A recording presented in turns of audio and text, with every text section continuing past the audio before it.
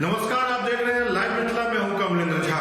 देश की राजनीति में फिर से एक नया बखेड़ा शुरू हो गया है। दरअसल कांग्रेस के पूर्व अध्यक्ष राहुल गांधी की संसद सदस्यता रद्द हो गई है। लोकसभा सचिवालय ने इसके लिए बाकायदा एक लेटर जारी कर इस बारे में सूचना दी।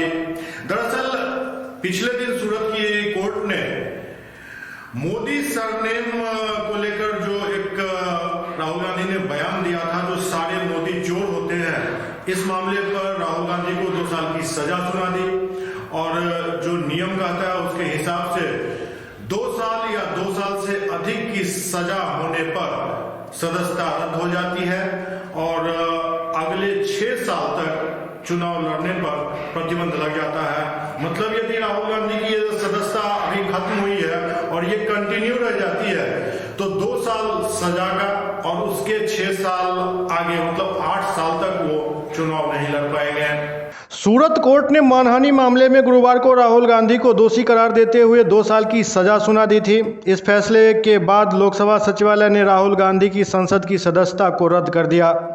जनप्रतिनिधि कानून के मुताबिक अगर सांसदों और विधायकों को किसी भी मामले में 2 साल या उससे ज्यादा की सजा होती है तो उनकी सदस्यता रद्द हो जाती है। कांग्रेस नेता राहुल गांधी को ये बड़ा झटका लगा है। लोकसभा सचिवालय ने राहुल गांधी की संसद सदस्यता को रद्द कर दिया। अब इस पूरे मामले पर कांग्रेस पार्टी की तरफ से जोरदार विरोध प्रदर्शन किए जा रहे हैं। दरअसल ये पूरा घटनाक्रम जुड़ा हुआ है वर्ष 2019 के एक चुनावी रैली से, जिसमें 13 अप्रैल 2019 को राहुल गांधी ने एक रैली में बयान दिया था। उन्होंने कहा था जो नीरव मोदी, ललित मोदी, नरेंद्र मोदी का सरनेम कॉमन क्यों है, सभी चोरों का सरनेम मोदी क्यों होता है।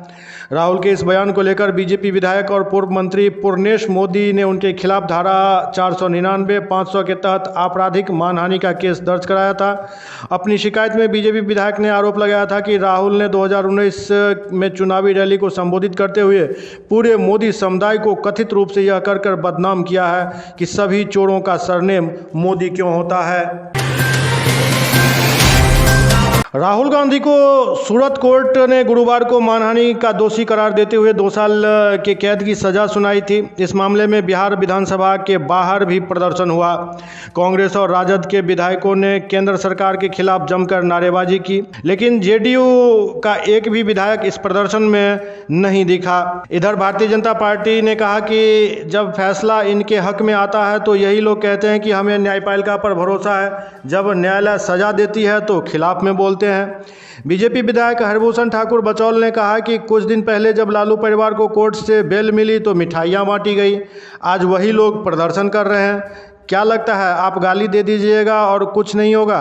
राहुल गांधी तेजस्वी यादव पर निशाना साधते हुए उन्होंने कहा कि जो लूटा है वो लौटाना होगा, जैसा करेंगे वैसा भरना पड़ेगा। तुष्टीकरण की राजनीति कितने दिन तक चलेगी? सबकी पोल खुलने वाली है। एक दर्दनाक खबर सहरसा से आ रही है, जहां सहरसा में एक 7 साल के बच्चे आदित्य को स्कूल संचालक ने इतना पीटा कि उसकी मौत हो गई। आदित्य बोधि पब्लिक स्कूल में एलकेजी का छात्र था। स्कूल के हॉस्टल में रह रहे आदित्य के दोस्त शिवम ने बताया कि होमवर्क नहीं करने पर सर ने उसे स्टिक से खूब पीटा था। शिवम ने बताया कि आदित्य शाम को खाना खाने के बाद सोने चला गया था। सुबह जब मैं ब्रश करने के लिए उठाने गया तो उसका शरीर अकड़ गया था। हम उसे गोद में उठाकर सर के पास ले गए। सर ने कहा लगता है मर गया, चलो इसे अस्पताल में छोड़ देते हैं। बच्चे की मौत के बाद से संचालक सुजीत कुमार फरार है। पुलिस ने शव को पोस्टमार्टम कराकर परिजनों को सौंप दिया है। मामला जिले के सिमरी बख्तियारपुर थाने के हुसैनचक इलाके का है। अस्पताल के डॉक्टर ने बताया कि मेरे नर्सिंग होम में आने से पहले ही बच्चे की मौत हो चुकी थी। मेरे क्लिनिक पर मृत अवस्था में बच्चे को लाया गया था। मौत कैसे हुई इस पर उन्होंने बताया कि पोस्टमार्टम रिपोर्ट आने के बाद ही पता चल सकेगा कि आखिर किस कारण से बच्चे की मौत हुई। वैसे बच्चे के शरीर पर चोट का कोई निशान नहीं था, हो सकता है हार्ट अटैक से भी मौत हुई हो। शिवम के अनुसार बच्चे को दिन में शिक्षक ने लकड़ी की स्टिक से जमकर पीटा था। यह पूछने पर कि क्यों पिटाई की गई, शिवम ने कहा कि मास्टर साहब हमेशा कुछ न कुछ होमवर्क याद करने के लिए देते थे। उतना छोटा बच्चा भारी भरकम सवाल याद नहीं कर पाया, इस कारण उसकी अक्सर पिटाई भी होती थी। हम लोग भी डर से सहमे रहते थे, कुछ बोलने पर हम लोगों की भी पिटाई होती थी। सारण में पिछले दिनों हुई जहरीली शराब में जो मौत का आंकड़ा दिया गया था, उस आंकड़े के साथ खिलवाड़ किया गया था। राष्ट्रीय मानवाधिकार आयोग की रिपोर्ट में दावा किया गया है कि सारण में जहरीली शराब से मरने वालों की संख्या 42 नहीं बल्कि 77 थी। कई की आंखों की रोशनी भी चली गई। ये मामला 3 महीने पुराना है। पिछले दिन इसको लेकर एक रिपोर्ट जारी की गई।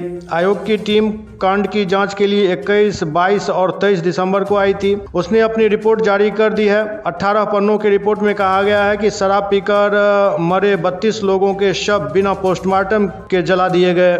मरने वाले अधिकतर किसान, मजदूर, ड्राइवर, चाय बेचने वाले, फेरी वाले या फिर बेरोजगार थे।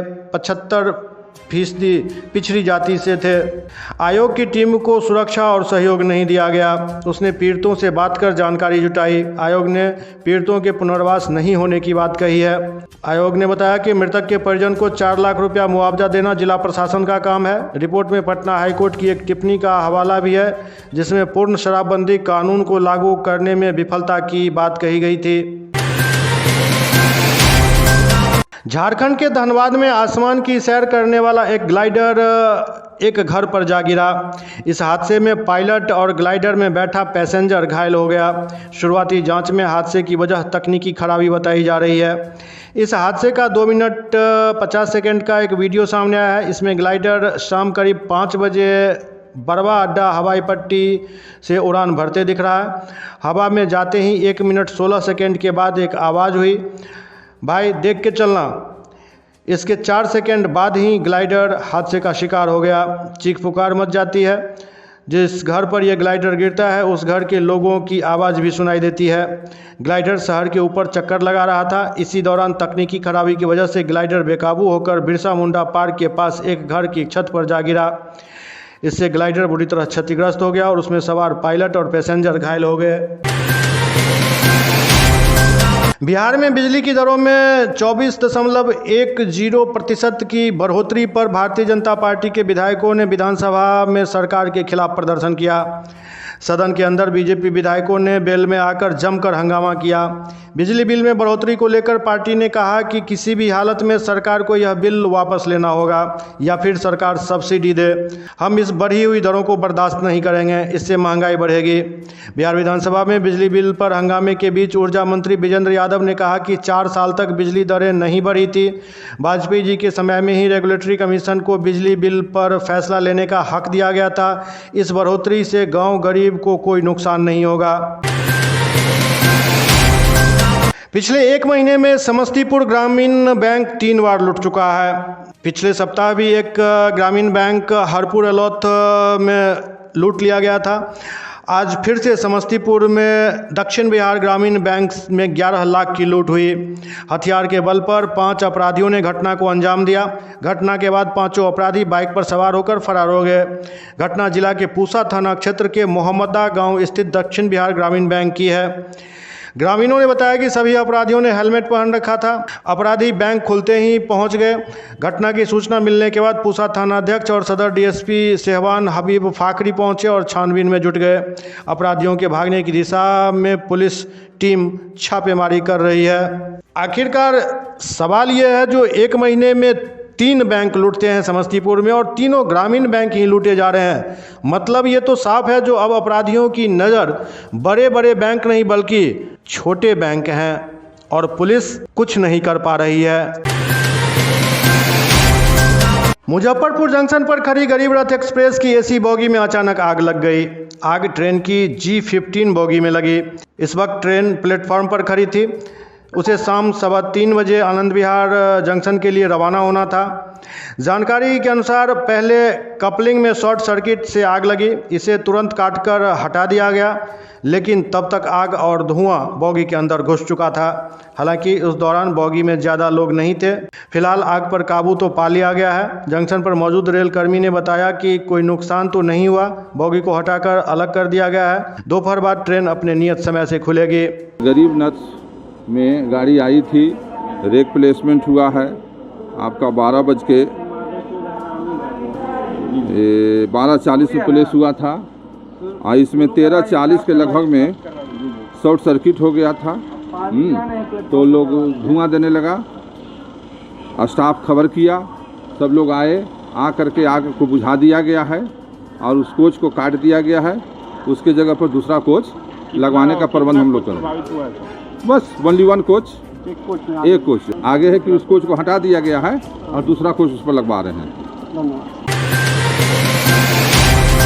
झारखंड की राजधानी रांची समेत कई जिलों में धूमधाम से सरहुल पर्व मनाया गया। इस अवसर पर मुख्यमंत्री हेमंत सोरेन एक अलग ही अंदाज में दिखे। वो आदिवासी बॉयज हॉस्टल पहुंचकर मंदार की थाप पर झूमे और लोगों को भी झुमाया। साथ ही उन्होंने सभी को सरहुल की शुभकामनाएं दी। मुख्यमंत्री हेमंत सोरेन ने सबसे पहले सरहुल की पूजा की, फिर सखुआ पौधे को परिसर में लगाया। इस दौरान सीएम ने घोषणा की कि जल्द ही आदिवासी बॉयज हॉस्टल का कायाकल्प होगा। इसकी तैयारी शुरू हो चुकी है। मुख्यमंत्री हेमंत सोरेन ने कहा कि 500 बेड का नया हॉस्टल बनाया जाएगा। साथ ही महिलाओं के लिए भी हॉस्टल का निर्माण किया जाएगा। इस आदिवासी बॉयज हॉस्टल का परिसर का इतिहास काफी पुराना है। इससे हमारी आदिवासी संस्कृति जुड़ी हुई है। इससे पहले रांची में कई जगहों पर सरहुल शोभा यात्रा निकाली गई। किशोरों और युवाओं ने केकड़े और मछलियां पकड़ी, जिन्हें सुरक्षित रसवा घर में रखा गया। पुरखों को बिना तेल के बनी चावल की रोटी, पानी और तपावन अर्पित की गई। शाम में घड़े रखकर जल रखाई पूजा हुई। सिंह बोंगा और अन्य देवता तथा पुरखों को याद किया गया। आज घरों को देखकर पाहन बारिश और खेती की भविष्यवाणी की गई। मुख्यमंत्री हेमंत सोरेन ने प्रकृत पर्व सरहुल पर समस्त झारखंड वासियों को हार्दिक शुभकामनाएं दी। इस दौरान आदिवासी बॉयज हॉस्टल परिसर का भ्रमण किया और कहा कि हॉस्टल परिसर का इतिहास काफी पुराना है। मशहूर लोक गायिका मैथिली ठाकुर को बिहार पर्यटन विभाग का ब्रांड एम्बेसडर बनाया गया है। नीतीश सरकार ने बिहार दिवस के मौके पर यह फैसला लिया। अपनी सुरीली आवाज़ से श्रोताओं का दिल जीतने वाली मैथिली ठाकुर पहले से बिहार खादी एवं हैंडीक्राफ्ट की ब्रांड एम्बेसडर हैं। अब वह पर्यटन विभाग का भी चेहरा होंगी। विभाग के अधिकारियों ने इसकी जानकारी दी। राज्य पर्यटन विभाग के डायरेक्टर यशपति मिश्रा और मैथिली ठाकुर के बीच बैठक हुई थी। इसमें मैथिली को विभाग का ब्रांड एम्बेसडर बनाने का प्रस्ताव दिया गया था, जिसे उन्होंने स्वीकार कर लिया। एक अधिकारी के मुताबिक विभाग पर्यटकों को आकर्षित करने के लिए बिहार के पर्यटन स्थलों का प्रचार करने की योजना बना रहा है। इसके अलावा बिहारी व्यंजनों को बढ़ावा देने की दिशा में भी कदम उठाए जाएंगे। लोक गायिका मैथिली ठाकुर मधुबनी जिला की रहने वाली हैं। वह 2022 से बिहार खादी और हैंडीक्राफ्ट की ब्रांड एम्बेसडर हैं। तो अभी आप देश दुनिया से जुड़ी खबरें देख रहे थे लाइव मिथिला के इस अंक में। अभी इतना ही। अगले अंक में फिर कुछ ऐसे ही समाचारों के साथ आपके साथ होंगे। तब तक आप देखते रहिए लाइव मिथिला। बस लाइक और सब्सक्राइब जरूर करें ताकि खबर बनते ही आप तक तुरंत पहुंच जाए। नमस्कार।